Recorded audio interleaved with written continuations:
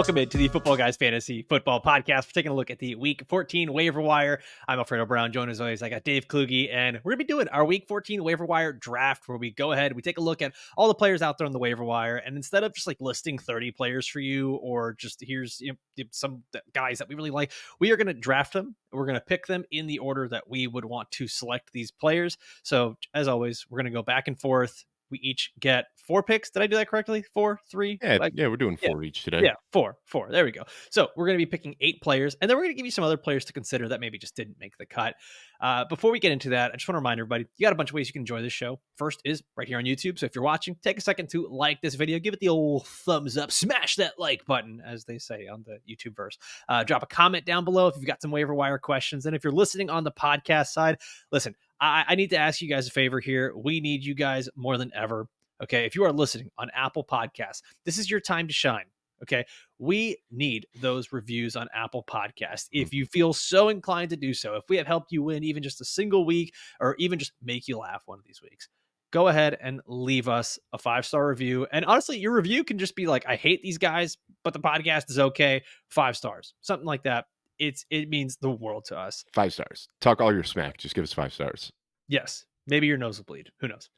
Dave, this week for waiver wire doesn't look too bad. There's actually some like enjoyable looking players in this, specifically running backs. Looks like guys that can help us out in the fantasy playoffs. So as always, you get first pick. Why don't you kick us off? I'm going to start with Russell Wilson, a guy that we've talked about a few times on this show, but still available in a lot of leagues out there.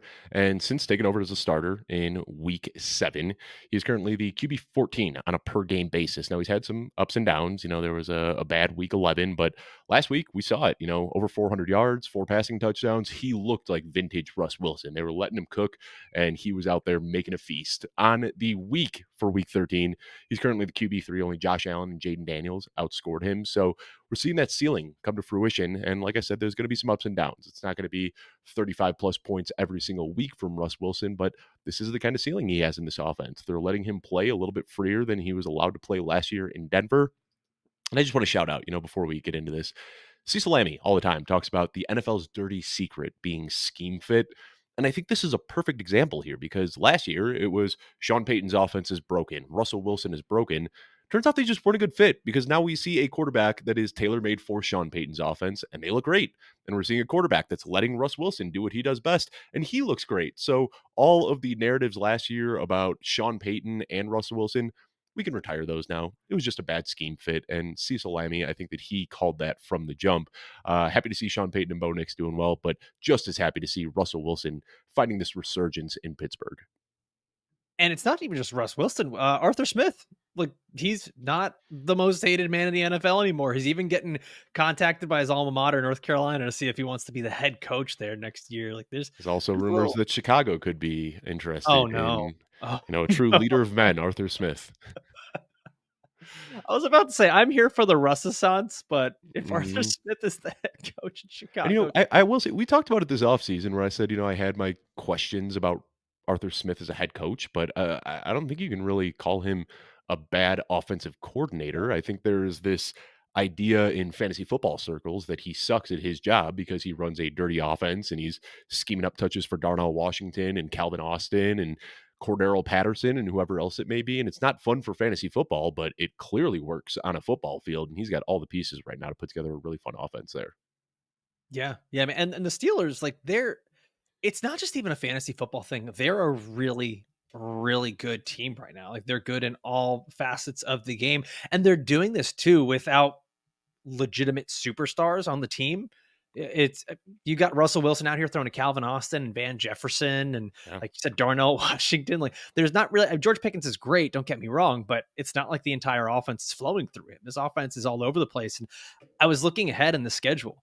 Their schedule does get tough, but I was looking at this to see how the AFC is going to shake out. And I was wondering, at some point, are the Chiefs going to rest starters? Are the Bills going to rest starters? And Dave, in week 17, the Chiefs play the Steelers in likely what will end up deciding the 1 seed in the AFC. It's fun. Most likely. I will say George Pickens too. The offense isn't running through him because there's so it is getting spread around, but he's still 5th in the league in target share. You remember the big knock against George Pickens was that he can't draw targets, that he's not a separator. pulling a 29.1% target share this year. So I don't know, man. Arthur Smith last year, there were all of these concerns, like, he's not drawing up enough touches to get the ball to Drake London. Seems to have no problem drawing up plays to get the ball to George Pickens. I don't know, man. It's you look at his career from Tennessee to Atlanta and now in Pittsburgh. He's just a guy who builds his offenses and his schemes around his players, and that offensive scheme is going to change depending on the players that he's got. I don't know, man. I think he's a good offensive coordinator. That's all I got to say about Arthur Smith. I will die on that hill. I think he's a good offensive coordinator too, but I wonder if there's a need for a guy like him to have a system of checks and balances where he is the offensive coordinator and not the head coach, where he can just Right. run amok and do whatever he wants. Like, he still has to answer to Mike Tomlin. He still has to get in meetings, and Mike Tomlin is going to say, "Hey, we want to do this on Right. offense." And Arthur Smith is like, "Yes, sir," and like just goes right into it. And he's good when he does that. All right, that's enough Arthur Smith talk on the Week 14 waiver wire show. I don't know how that got so weird so Russell early. Wilson. Yeah. No, I know. I get it. It's just, we took a long road to get there. All right, I'm going to give you my first pick here. And this is going to be a surprising one because normally I don't go after these players that are available in so many leagues and so relatively unknown. But this is my favorite waiver wire pickup from this week. And it's going to be Sincere McCormick, running back for the Las Vegas Raiders. He's available in 99% of leagues. Dave, this past game, 12 carries, 64 yards, 2 receptions. He's the guy that's being used in all facets of the game for the Raiders. And what I think stood out to me the most is the chunk plays that he's giving this offense.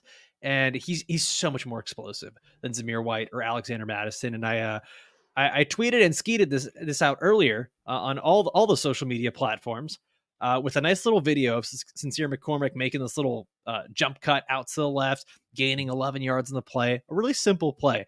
But what stands out to me is he is succeeding where Zamir White and Alexander Madison have failed. Explosive plays. And for the Raiders, runs of 10 plus yards this season, Alexander Madison has 5 over 10 games. Zamir White has 2 over 8 games. Sincere McCormick already has 4 runs of 10 plus yards in just 2 games. This is a guy who just simply injects life into the offense. This is what they need. This is what they need, Dave. They need someone who can catch passes out of the backfield, get yardage when it's not there, when the offensive line does not give him a gigantic hole to run through. And Antonio Pierce agrees. I love this quote from him. I'll read it directly. He said, "This is a dude, he's earning more reps. He'll keep playing for us. And the way he's running tough, physical, hard-nosed, bouncing off, fresh legs, his style of play and physicality really showed up." And it's not like he's just coming out of nowhere. He was really good in college. His final 2 seasons at Texas San Antonio, nearly 3,000 rushing yards, 26 touchdowns. He was one of those guys, similar to like a Chase Brown, who was just getting a ton of work and a ton of production. And then he really didn't test that great. He was kind of small, ends up, being a late draft pick or undrafted, I think, actually. And he's just been buried on the Raiders depth chart. Yeah, now that he's got this opportunity, I don't think it's going away. And I think he is going to be a very, very big part of the Raiders offense going forward because the team's not winning games. They need to see what they have in these young players. Yeah, I agree. And I think we'll continue to see that. I mean, Zamir White has just been awful this year. And then Oh, obviously he hasn't been able to play lately. We know Alexander Madison has his deficiencies, so I think it makes sense for them to just kind of lean on these young guys that they have here. They know what they've got in Brock Bowers at this point. If they can strike gold with Sincere McCormick as well, I think they'll feel pretty good about that going into next year. So yeah, this wasn't a guy that I was all that familiar with, if I'm being honest, but he has looked good over the last couple of weeks and absolutely makes for a pickup. The downside, of course, is that it's the Raiders, and we don't know how much they're going to be yes. scoring through the end of the season, but we saw him getting involved in the passing game as well. If he is able to continue carving out a bigger chunk of the pie for himself and kind of pushing Alexander Madison to the wayside, we could see this be a nice, or Amir Abdullah, I'm sorry, we could see this be a nice little late season breakout.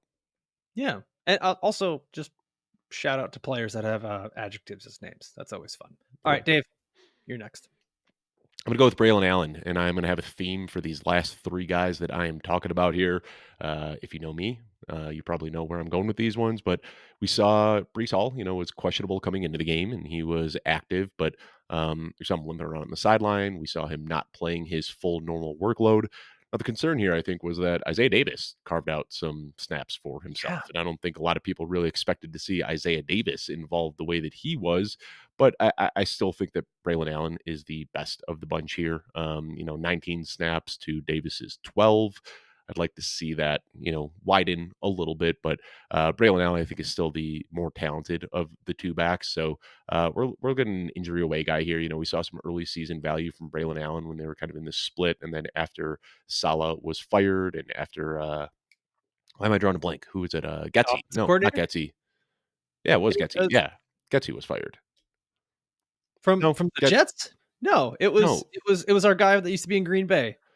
yeah, not Getsy. The other guy. Getsy was in Oh Las my Vegas. I don't know gosh! why I'm Oh drawing a my blank on this gosh! one. It was Aaron. You look it up. I'll look it up. You keep talking. Nathaniel Yeah, Hackett. There we go. Hackett. That's right. Nathaniel Hackett, Hackett. Getsy. I get them We confused are all the time. so prepared for this show, guys. Yeah, that's an embarrassing moment. But we did see, Hackett has had a historical penchant for kind of leaning on a two running back backfield, and we saw that.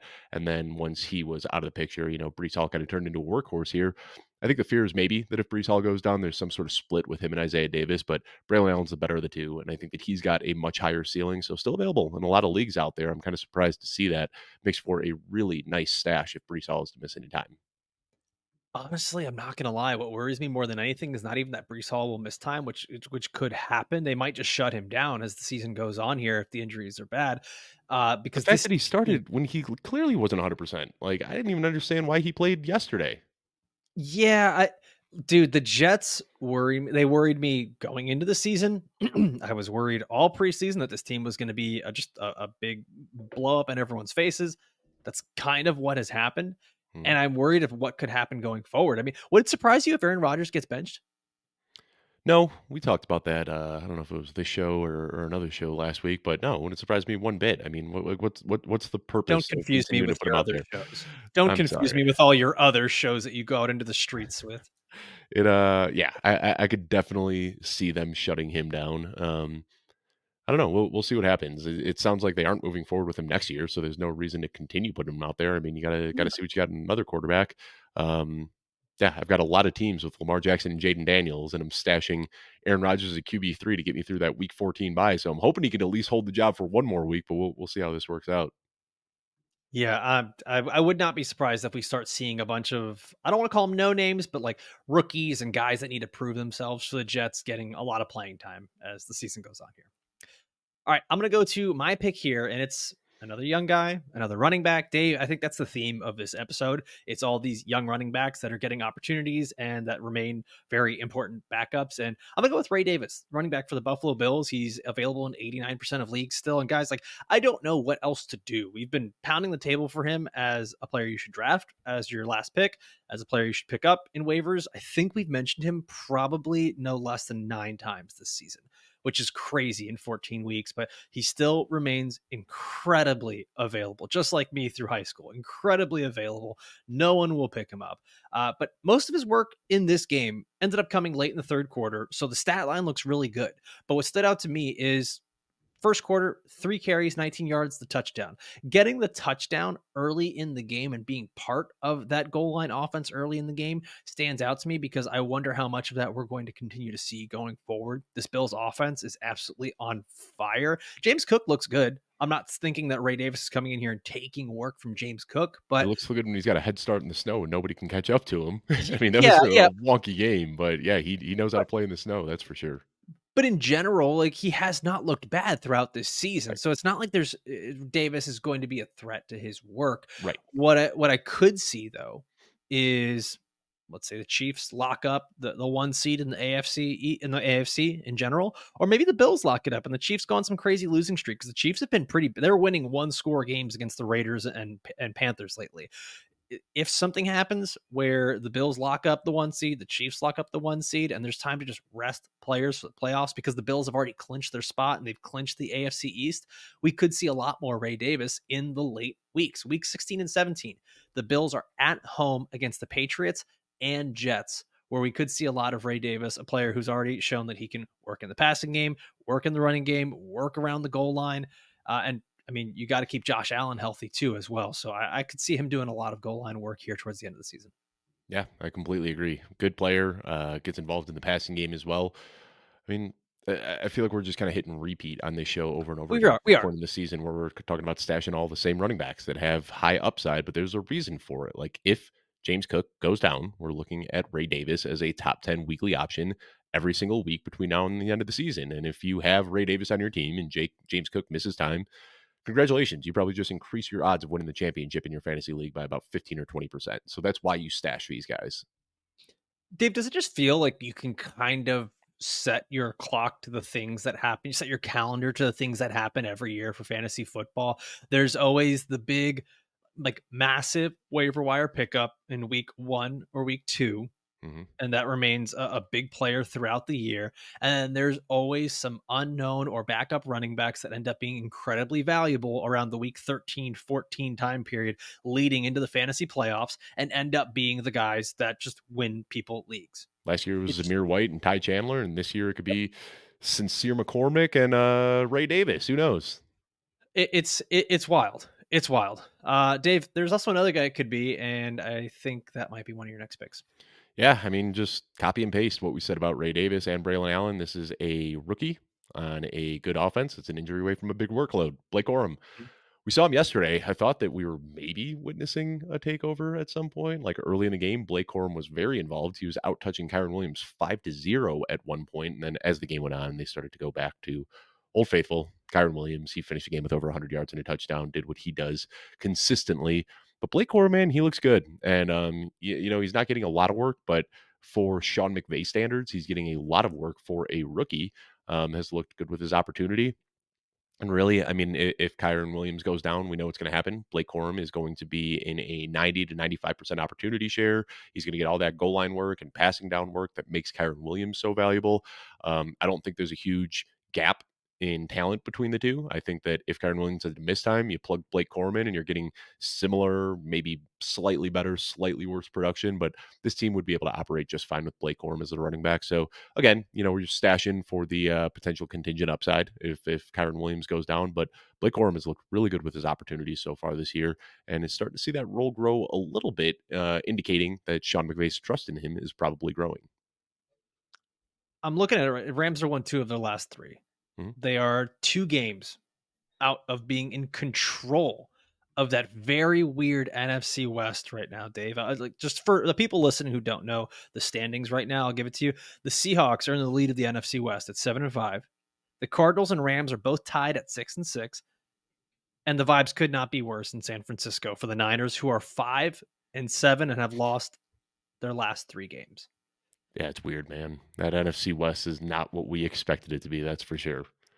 No, not at all. But I think that's all the more reason that we might start seeing some more Blake Corum here towards the end, because this is a team that is really vying for a playoff spot. And if they sneak into the playoffs, I think they want to keep Kyron Williams healthy. I think they want to let Blake Corum keep getting work as much as possible so that teams can't figure out what they're doing. Maybe get both these guys on the field at the same time.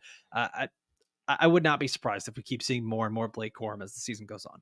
We saw that yesterday in Carolina. I don't know if you watched that game. We saw a lot of packages with Chuba Hubbard and Jonathan Brooks on the field at the same time. And Jonathan Brooks didn't get a ton of touches, but looked good with his opportunities yesterday. So he's over the threshold for guys, but still seeing him available in like 35% of your leagues. Probably not anything super competitive, but Jonathan Brooks looked really good with his opportunities yesterday, where this is the time of year where we see these rookies start to get full-time roles and start to look good in them. Yeah, the 3 catches stands out for Jonathan Brooks. I think that's something that'll be nice to see going forward. Mhm. All right. Here we go. The trend continues, going with another backup running back.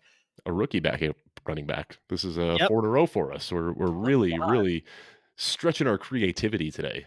Yeah, what are we doing? All right. Well, the thing is, this guy was the backup to the backup. Like, he was the assistant to the regional manager, but now Mhm. he's assistant regional manager. Isaac Guerendo, running back for the Niners.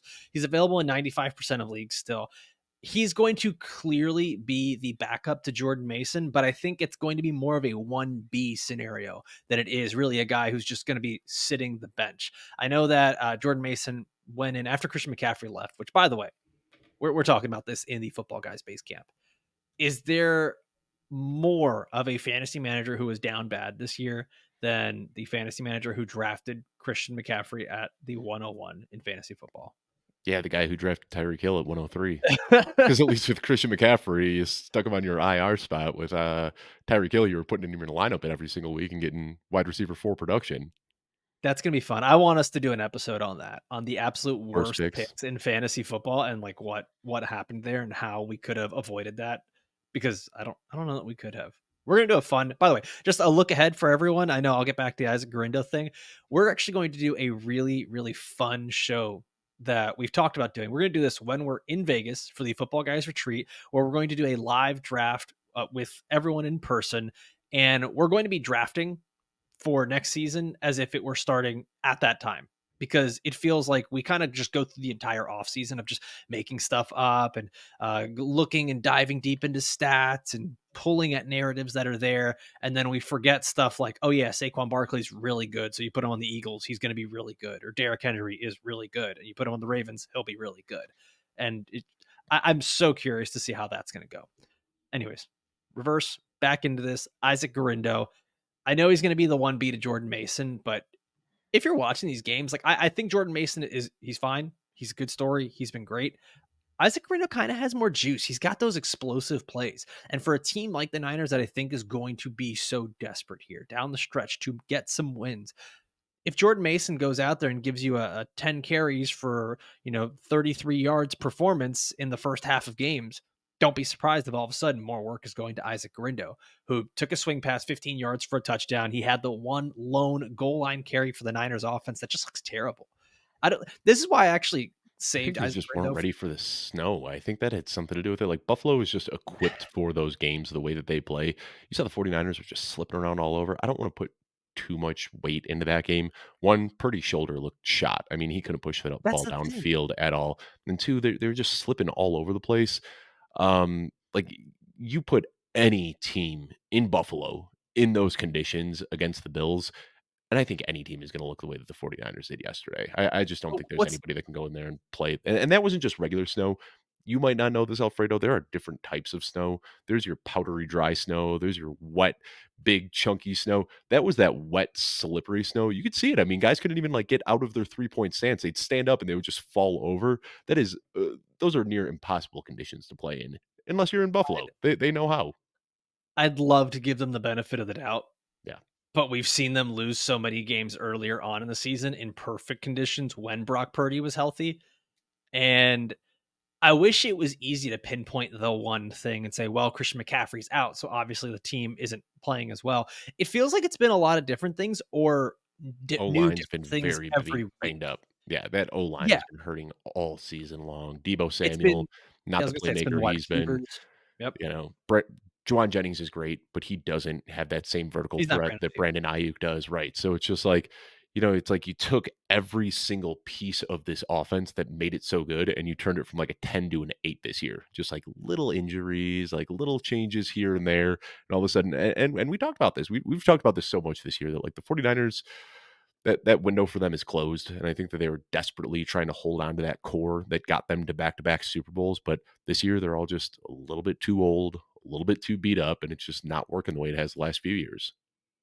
What's crazy is I'm hearing people calling for Shanahan's job.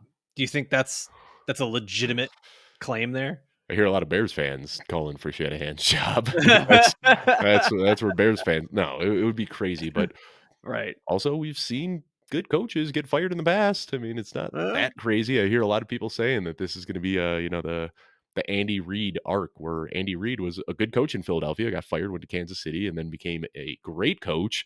And that's kind of the story Bears fans are spitting now is like, well, Kyle Shanahan can come to Chicago and have his Kansas City arc with, Caleb Williams as his Patrick Mahomes.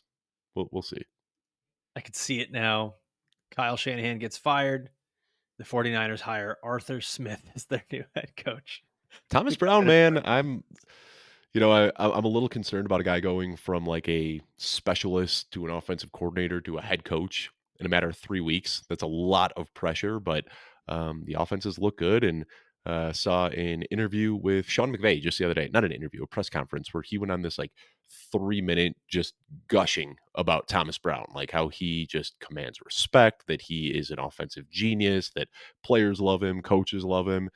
I'm warming up to Thomas Brown maybe being the long term option if we can't get a Ben Johnson or a Kyle Shanahan. Well, I mean, he had the opportunity. He was an offensive coordinator for the Panthers in 2023. I'm saying. Interim, I believe. He took Yeah, over. yeah, yeah. I Yeah. know it was interim, but like We'll see. We'll see. The Bears. Why'd you bring up the Bears? We're not even talking about the Always Bears. the Get the interim, Bears never out the of here. coach. Get the Bears out of here. Go to your next pick, Dave. Oh, this one's gross. I don't feel good about it, but Jamaal Williams, he's healthy now. Finally was back on the field last week, and looks like our boy Taysom Hill is going to be out for the year. Unfortunately, that was a terrible shot to his knee that he took. Haven't gotten any official word yet, but sounds like he's going to miss some time. And I don't think anybody can replicate what Taysom Hill does. We're not going to see Jamaal Williams out here throwing passes and lining up as an inline tight end and things of that nature. But they do need somebody to complement Alvin Kamara. They don't want to keep giving Alvin Kamara 28, 30 touches a game. And we did see earlier in the season that Jamaal Williams was a little bit involved. So now that he is off the injury report and active again, and Taysom Hill is out of the picture, presumably, I think that we see that role continue to grow here. So probably an injury away from really big upside. But man, you start looking, that wide receiver room is so beat up. Taysom Hill's out of the picture now. I mean, they need somebody besides Alvin Kamara to step up. And maybe that guy is Marquez Valdez-Scantling, who we've joked about for the last few weeks. I mean, like you look and it's just 3-4 targets every single week and he keeps scoring. He and Nick Westbrook-Ikhine are just driving me absolutely insane. But Jamaal Williams, he's a competent back. He's been in the league for a while. We know that he can do well with the opportunity given to him. Like I said, probably need an injury to Alvin Kamara to really break out here, but I think he's absolutely worth a stash at this point. Yeah, I mean, we're at the point where just if you have the position running back and you're not the starter, you should probably be stashed every single where. I mean, I can't think of a backup running back that I would deem unstashable if we're going to make that a word, Dave. Like, I don't know, is there a team where you just wouldn't grab the backup running back? No, No, pick 'em like all. I No. can't. But I mean, yeah, like I said, last year, like Zamir White, the Raiders were terrible last year, and Zamir White was a league winner by every definition. If you're yeah, getting the opportunity at the right time and you're running hot at the right time, that's all that matters. A good running back on a good offense is great, but sometimes a bad running back on a bad offense with good opportunity is enough. yeah, yeah. I mean, that's kind of where we're at here with the end of the season. All right, you made the joke, but it's not a joke anymore, and I am willing and able to pick up Nick Westbrook-Ikhine, the wide receiver for the Tennessee Titans. He's available in 80% of leagues, and it's just been the weirdest thing. Like, I'm willing to buy in at this point because it's not stopping. And if after a certain point, Dave, it's been 8 weeks. It's been 8 straight games of production. And it's crazy because like the numbers don't look great. He's over the last 8 games, he's averaging 2.5 catches for 45 yards, but 8 touchdowns. And I know, of course, the second that we finally say, go pick him up, That's why I'm it's not not doing gonna it. You're a yeah, brave man. I know, whatever. If it happens, it happens. Like, I'm willing to just say, like, we can't ignore what's happening anymore. He gets a season high in targets this past week with the Titans, and it doesn't really seem like it matters who the quarterback is. They don't seem to like Calvin Ridley all that much. The offense doesn't really work all that much, but Nick Westbrook-Ikhine continues to catch touchdowns and get open deep. I'll give you this for fantasy. He's been a top 24 wide receiver in 4 of the last 5 games and a top 36 wide receiver in 6 of the last 7 games, Dave. He's relevant. Like, he's relevant for fantasy football. It's so weird to say, and I don't know that it's actually going to change. I don't know that it's going to get worse going forward in the schedule. He's got the Jaguars, the Bengals, the Colts, and the Jaguars again over the next 4 weeks. I'm kind of willing to buy into that. If you get the Jaguars on your fantasy championship week, right? 14, 15, 16, 17. Yeah. You get the Jaguars. That seems just like a fantastic matchup. If I needed him, I'd be willing to plug in Westbrook-Ikhine as my wide receiver 3 or as a flex play that week. I'm willing to go grab him now and stash him. So standard scoring is obviously heavily skewed by touchdowns, but I'm looking right now, man, since he started playing in week 6 because he missed the first few weeks or didn't have any usage in the first few weeks. Since week 6, Jamar Chase, Terry McLaurin, Amon St. Brown, AJ Brown, Nick Westbrook-Ikhine. He's the wide receiver 5 in scoring since week 6. Outscoring Cortland Sutton, Say Flowers. I mean, yeah, it's crazy. The Akine Sans is here. Yeah, I mean, I'm not You gonna ready, push back people? too hard. You know what you're doing with I'm Nick pushing back against Westbrook-Ikhine. myself. I don't even care. Like, it's just it is what it is. 8 Yeah, touchdowns, 8 weeks. Like, he's relevant. He should be on a roster, I guess. I don't even feel that strongly about it, but I'll do it. Yeah, I don't know. I mean, I don't go chasing touchdowns. That's my advice. What do you think? Or Just waterfalls. guess. Just guess. I don't know if you got it pulled up right now. What do you think his target share is on the year? 12 something. It's like something 9. silly. Okay, 9%. yeah, He's yeah. He had a he's 21% 92nd. target share. He had a 21% target share 92nd. this week, and it was the highest of the season. So, Uh-huh. like, I'm not surprised to see it's a single digit number. 92nd in target share among receivers. Yeah, it's tough. But hey, catches It's touchdowns and it might keep happening. Who do you prefer? yeah. Marquez Valdes-Scantling or Nick Westbrook-Ikhine? Who do you prefer rest of the season? Nick Westbrook-Ikhine, I think. I think I might go MVS there, but I don't know. I feel like as There's soon as you more put one of these targets. guys in your lineups, it's like one catch for 3 scoreless yards, and you're just looking at point 0.8 in your lineup saying, "Why the hell did I do this to myself?"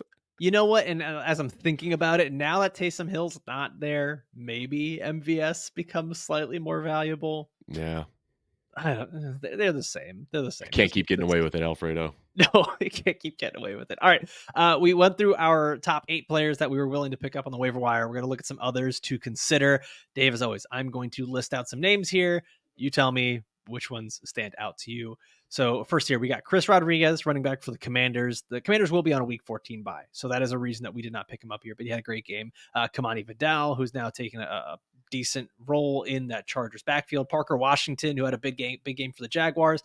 MVS, who we mentioned, Marquez Did I Valdez. see he was going by Christopher Washington? Did you see that yesterday? Oh, come on. I don't what? It was I really did not see weird. that. Like yesterday on NFL, like, that they show like on Red Zone over on the side, it shows like the receiving leaders. At one point, it said Christopher Washington, and I was like, "Who is that?" And it said Jacksonville. So Oh, yeah, no, I, that is his name. I put, Christopher Parker Washington. yeah, and he's gone by Alright. Parker all of last year and most of this year, and apparently now he's going by Christopher.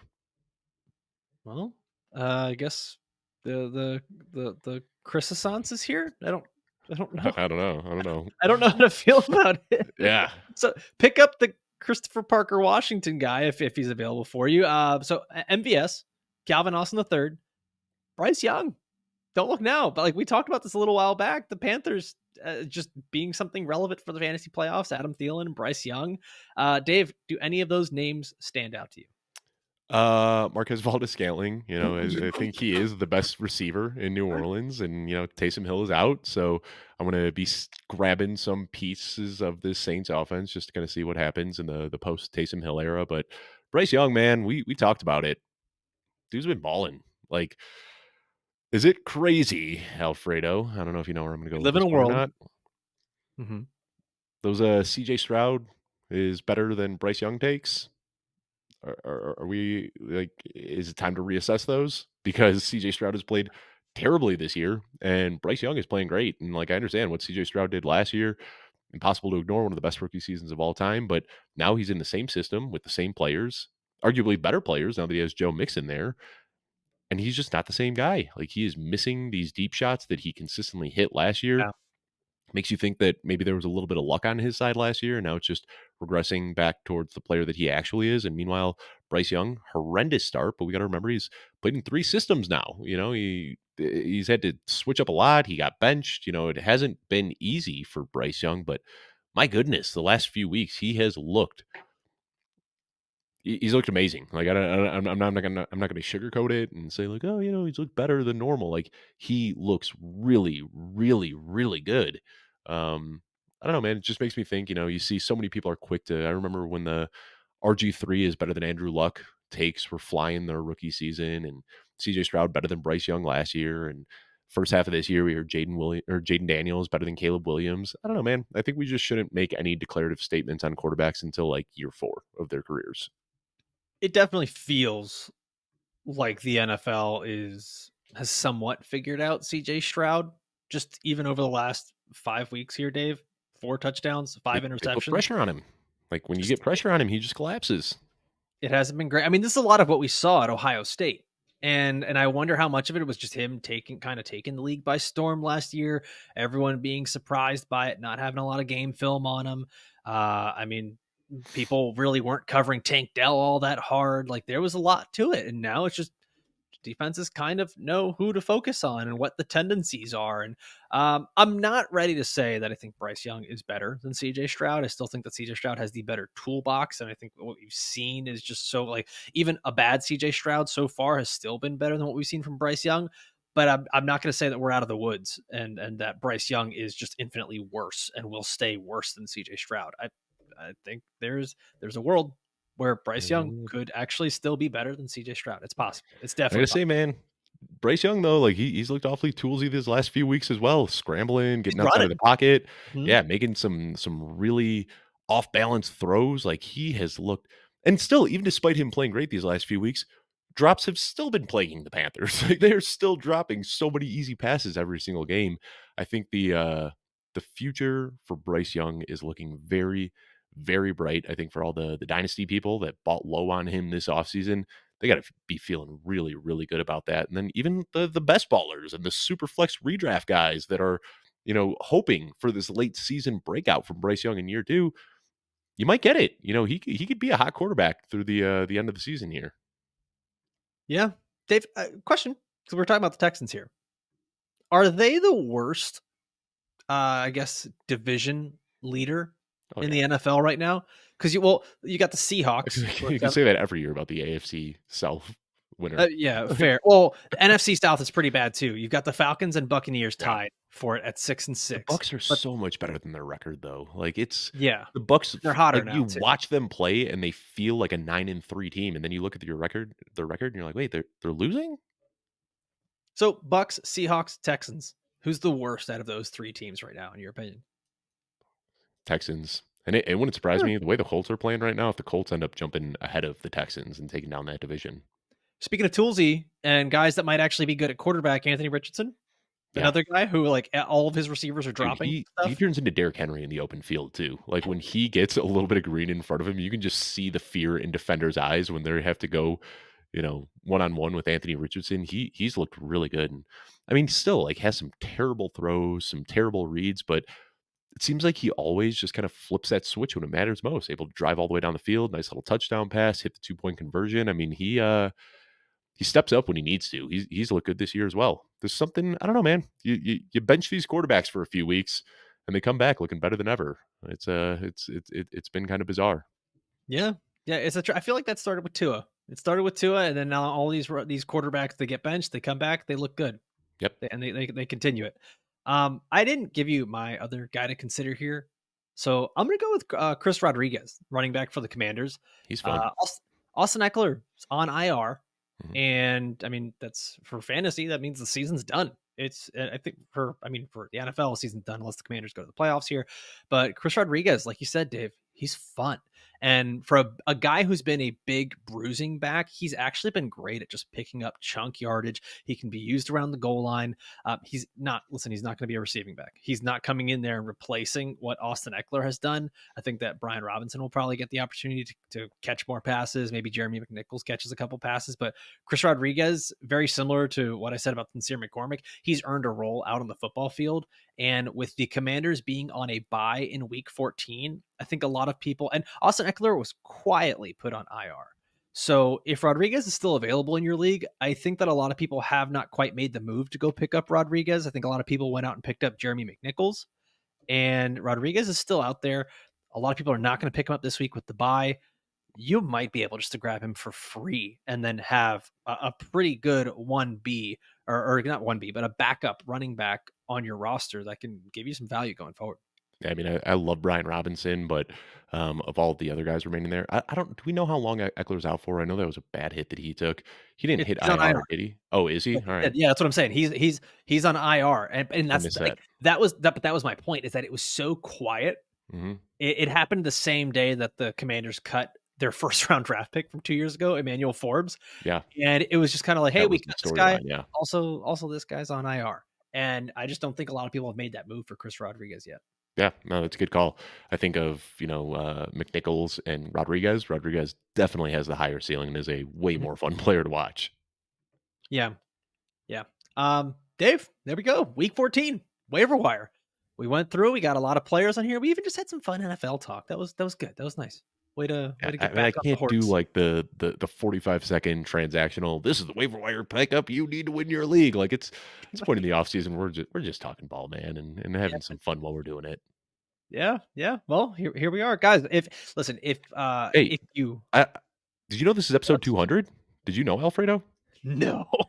Like, No one completely tells me forgot. anything. I meant to mention that to you before the show. Yeah, I'm the one, I upload all of these, and I don't think we do episode numbers on YouTube, but we have been on the podcast feed, and the last episode we did last week was episode 199. So congrats, we made it to 200. That's awesome. Round of applause for That's us.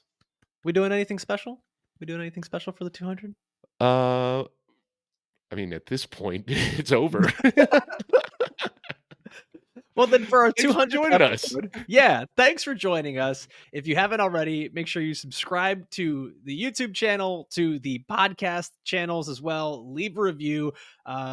Maybe just a nice 200th episode present. Drop us a nice little 5-star review. Tell us how much you've enjoyed the show as you've been listening over time. Or if this is your first episode, welcome to the You got show. 199 to catch up on. Yeah, go back, go listen to last season's stuff too, and hopefully there's 200 plus more here in our future. As always, want to thank you guys for watching and listening all the way through. For myself, for Dave, we'll see you next time. Adios.